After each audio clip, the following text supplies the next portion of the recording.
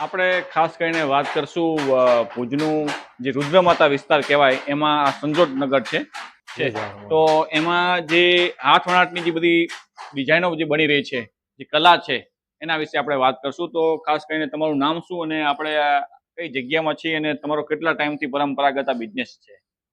મારું નામ અરુણ વણકર છે અને અમે રુદ્રમાતામાં સંજોટનગર ગામ છે ત્યાં રહીએ છીએ. વર્ષોથી કામ ચાલી આવી રહ્યું છે, પેઢી દર પેઢી આ કામ થાય છે. બરાબર. અને હાલ આપણે શાલ છે, સ્ટોલ છે, દુપટ્ટા, સાડી, ડ્રેસ મટીરિયલ, કાપડ એ બધું બનાવીએ છીએ.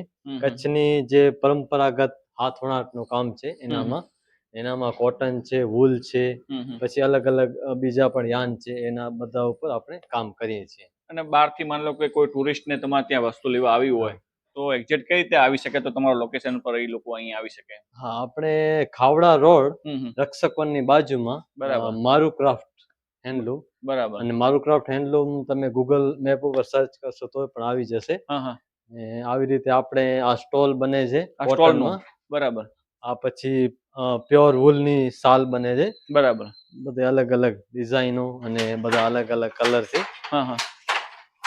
અને તમે વાત જે હમણાં કરી કે કચ્છમાં આ કલા ક્ષેત્રે સંકળાયેલા કેટલા ગામડા હશે અને કેટલા લોકોને રોજગારી અંતે મળતી હશે?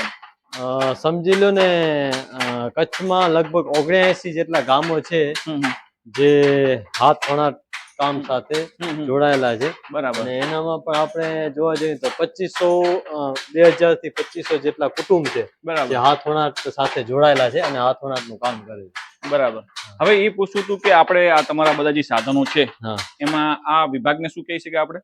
આ સમજી લો આ તાણો છે, આ જે લાગેલો છે, અને આ રાચ છે. બરાબર. અને આ પંખો કહીએ અમે અમારી ભાષામાં. બરાબર. એને ફટકા સાળ પણ કહેવાય. બરાબર. ને અંદર પછી દોરો 1 by 1 બરાબર ચાલતો આવે અને કાપડ બનતો આવે. આ જેવી રીતે આ અમારા અહીંયા 1900 તાર છે. અચ્છા. હરેક તાર અલગ અલગ સેપરેટ છે, કોઈનામાં ટચ નહીં થાય, તમે જોશો ને. અચ્છા, એટલે બારીકાઈથી વર્ક થઈ રહ્યું. હા, બારીકાઈથી તમને 1900 તાર આ 4 રાચમાં ડિવાઇડેડ છે. હરેકમાં અલગ અલગ તાર હશે. બરાબર. કોઈના સાથે ટચ નહીં થાય. બરાબર. આ એકલું તમે જોઈ શકશો. પછી અહીંયાથી પાસ થઈને આને ફણી કહેવાય. બરાબર. ફણીમાં બે તાર થઈને આગળ જાય. અને કોઈ પણ તાર ક્યાંય પણ અડતું હોય કે કોઈ તાર તૂટી જાય તો તરત જ તમને કાપડમાં ડિફેક્ટ જોવા મળે. એટલે મૂળ આખી પ્રોસેસ છે એની. આખી પ્રોસેસ. પછી બીજું આ પૂછતું હતું કે આ વસ્તુ શું બધી? આ દોરા છે, બધા આ કલર કરેલા દોરા છે. બરાબર. આ ઇન્સ્ટ્રુમેન્ટ શું આવ્યું? એ શટલ છે. આપણે શટર એટલે શું કરવાનું? એટલે આ જે છે આ બોબિન છે. બોબિન. બરાબર. આ બોબિન દોરા સાથે. હા, આ દોરાને વીંટી અને બોબિન આનામાં પીરોવો, પછી આ અહીંયાથી શટલ જેવી રીતે આનામાં પેટીમાં જાય અને એ કાપડ બનતું જાય. આમ બધું તમે તમારી જાતે જ આ બધું બનાવેલું? હા, બધું આ જેટલા પણ સાધનો છે એ બધા હાથના જ બનેલા છે, કોઈ પણ મશીનનો બનેલો નથી. પછી આ નાનો રેંટિયો છે કે આ શું કહેવાય એને? આ અલગ વસ્તુ છે. આ તો જૂનો છે એટલે ખરાબ થઈ ગયો છે. ચાલુ છે આ બાજુ છે. એટલે આ શું ઇન્સ્ટ્રુમેન્ટ નામ? આ રેંટિયો જ છે, પણ આના ઉપર બોબિન ભરાય. બરાબર. એ તમને આગળ તમને બતાવું, હાલો. રેંટિયો છે. બરાબર. આ પણ રેંટિયો છે. આના ઉપર રૂમાંથી કપાસમાંથી દોરો બને. બરાબર. આખો હાથથી દોરો બને એનો. આ જે રૂની પ્રોસેસ કરીને એમાંથી તમે દોરો જાતે બનાવો? હા, જાતે બનાવે એનો આખો રેટ. અને આ બધી રીલ બધી આ કપાસની તમે જાતે બનાવો? હા, એ કપાસની છે, ઊનની છે, બધી અલગ અલગ છે. પછી આવી રીતે આજે તમે કહેતા હતા ને આ રેટ્યું. હા, બરાબર. તો ખરેખર દર્શક મિત્રો, આપણે કોઈ પણ કામ જે છે એને સરળ નહીં લઈએ, કારણ કે બધી વસ્તુની બહુ પ્રોસેસ હોય છે.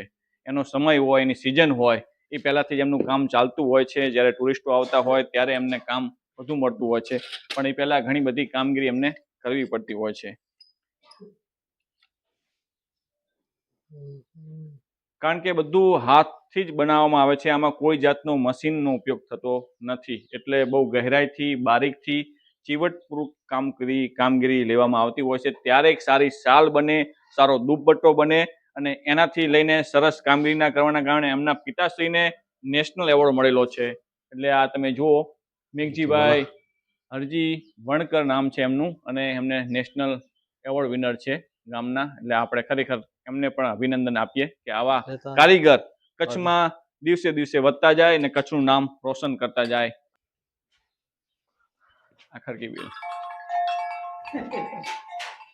આ પણ કચ્છની જ કલા છે. આ નિરૂણા તરફ બને છે આ બેલ, સરસ મજાના. હા, મોટું ચક્કર ફરે એના ત્યાં ફરે, એટલે ઓછી મહેનત થી ઝડપથી દોરો આના ઉપર આમ. એટલે એક સાચા અર્થમાં ગામડા હવે વિકસિત થઈ રહ્યા છે. લોકોમાં કલા દિવસે દિવસે વધુ જાગૃત થઈ રહી છે. સોશિયલ મીડિયાના કારણે ઘણું બધું એમને કામ મળતું થઈ રહ્યું છે. એટલે આપણે સોશિયલ મીડિયાના માધ્યમથી જ્યાં પણ વસવાટ કરતા હોય અને આજુબાજુના ગામડામાં આ રીતના કારીગર હોય તો આપણે એને કઈ પણ વસ્તુ લઈને હેલ્પ કરીએ. સમજી લો ને તમે, ભૂકંપ પછીના જે 5 વર્ષ હતા ને, 5-7 વર્ષ બહુ નબળા હતા કારીગરો માટે.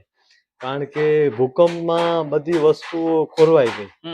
બધાની જે સાધન સામગ્રી હતી, પોતપોતાનો વ્યવસાય હતો, એ બધો પડી ભાંગ્યો. પોતાના ઘર પડી ગયા, તો એ ઘર ઉભા કરવામાં ને એના બધામાં લાગી ગયા.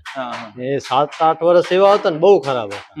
પણ પછી 2010-11 પછી રણોત્સવ ચાલુ થયો, અને ધીરે ધીરે આપણે લોકો આવવા માંડ્યા, પ્રવાસન ક્ષેત્રે વધ્યું, અને ધીરે ધીરે ટુરિઝમ વધતું આવ્યું, અને કારીગરો પાછા આનામાં જોડાવા લાગ્યા. નકર વચ્ચેનું એવું હતું ને, કારીગરો બધા કોઈ પણ કલા, વણાટ નહીં, બધામાં એ કલા મૂકી અને મજૂરી કામ છે કે બીજું કોઈ અન્ય કામ છે એનામાં જોડાવા લાગ્યા, અને ઘણું કહીએ ને કલા આમ દબાતી આવી.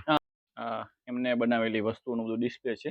શાલ છે, દુપટ્ટા છે, વિવિધ વસ્તુઓ જે હાથ વણાટથી બનાવવામાં આવેલી છે એનો અહીંયા સરસ મજાનો સ્ટોક છે, અને અલગ અલગ પેટર્ન છે. એટલે ખરેખર બહેનો જે દેશ વિદેશમાં વસતા હોય, ગુજરાતમાં અલગ અલગ જગ્યાએ વસતા હોય, તો 100% અહીં જગ્યાની મુલાકાત કરજો, કોન્ટેક્ટ કરજો. કોન્ટેક્ટ નંબર અમે તમને જરૂરથી વિડીયોમાં શેર કરશો.